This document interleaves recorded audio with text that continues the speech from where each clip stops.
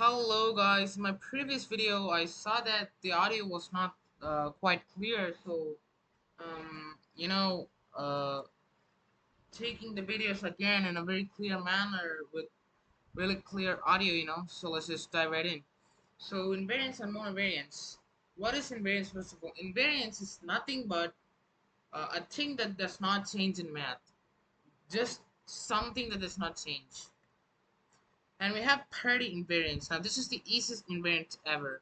Parity arithmetic rules, okay?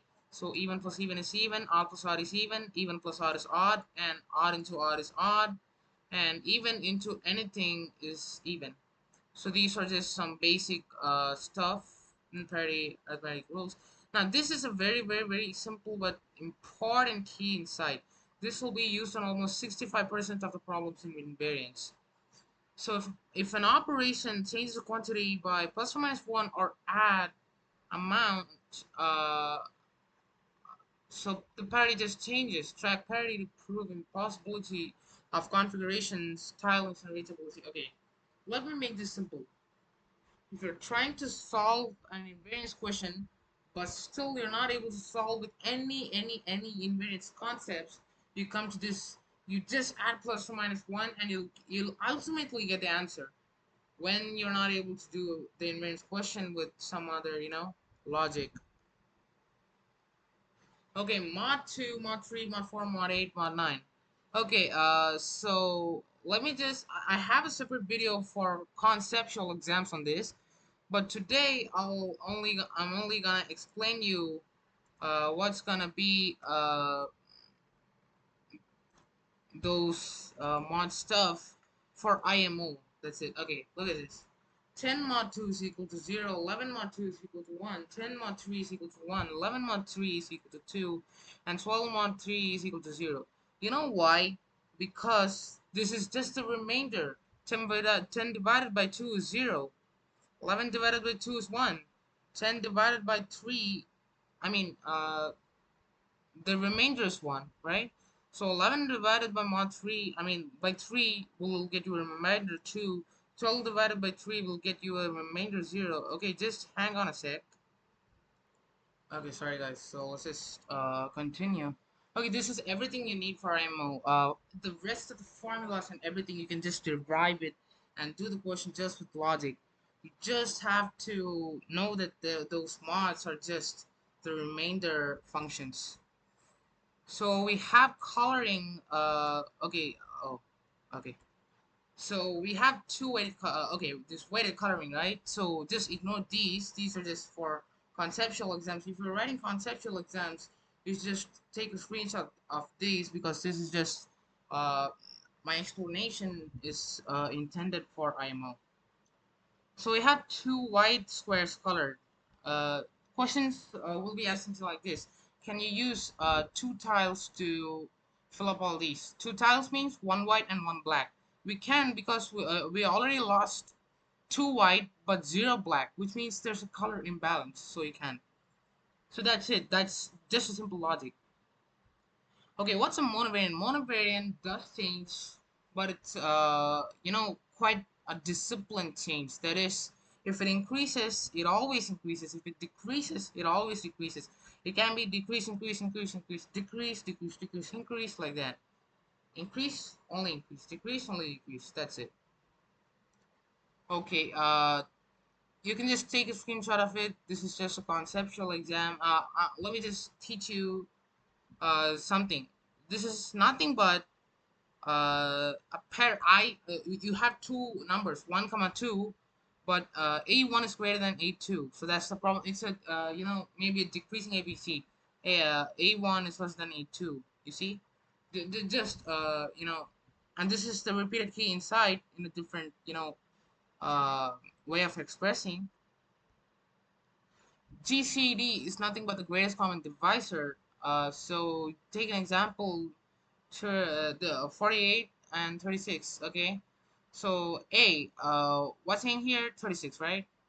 B is denoted as A in these kind of problems. So you just put 36 in here. 48 minus 36 is 12. You just plug it in here, and it's just you just plug it in here. 12 threes are 36, right? Or else you can also do 24. 24? No, 24 is not possible because 36 is completely divisible by 12. So you just multiply it by 3 and you get 0 in here. It's equal to 12. Oh, actually 24 is also possible because you just subtract these two, 24, 12 comma 24. The GCD is always 12. GCD is nothing but the greatest common divisor. I'm repeating again. So if you just do the step for infinite number of times, maybe you'll still get the same greatest common divisor. Okay, now this is just something wait a minute. Uh, Graph degree invariant. You just have to know that you get a graph. You always get an even result. This is just type of guessing if you don't know the answer. Partial marks matter, right? So this formula is quite important to guessing problems which we don't quite know to solve it. So number of odd degree vertices is always even. Okay, what are the types of IMO problems? Okay, impossible configuration. Here's why you use the key inside plus or minus one, and process termination. You get a sequence and you gotta find the invariance and apply it somewhere. And reachability, something you have to reach it anyway. Like it's something like a game.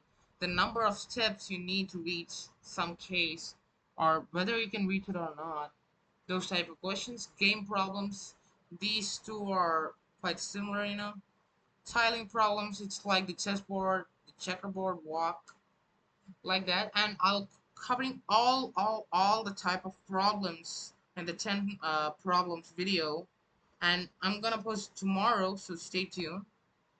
And it's just a checklist. You can just take screenshot of it, and then elite level IMO tricks. Okay, I don't prefer using these, but these are not quite recommendable. But if you're writing conceptual exams, you must have to take screenshot of it because we can literally derive these formulas when, I mean, using the logic, not exactly with this parity plus matrix theoretically, but in the question, when we get the result, we would have proved without our knowledge. Okay, key thing during a problem. First of all, write what changes and decode from it what's unchanged. That is the invariance. And then test some values if it really works. And you reduce the sequence and just try small cases. You reduce the complete sequence. And finally, you can do option method maybe and just get the answer. Okay, this is a quick formula reference sheet. And this is mostly for conceptual exam takers. So, final philosophy, strong students what look for what changes. Olympiad students look at what cannot change. I mean, they decode it. Elite students, they directly invent the invariant themselves. You don't have to be elite. You just have to be Olympiad student in order to, do well. You can decode invariance from what changes. So according to this philosophy, I'm an Olympiad student, but I'm not an elite student. I can't invent invariance myself. Who can, obviously? So we can just derive it from that.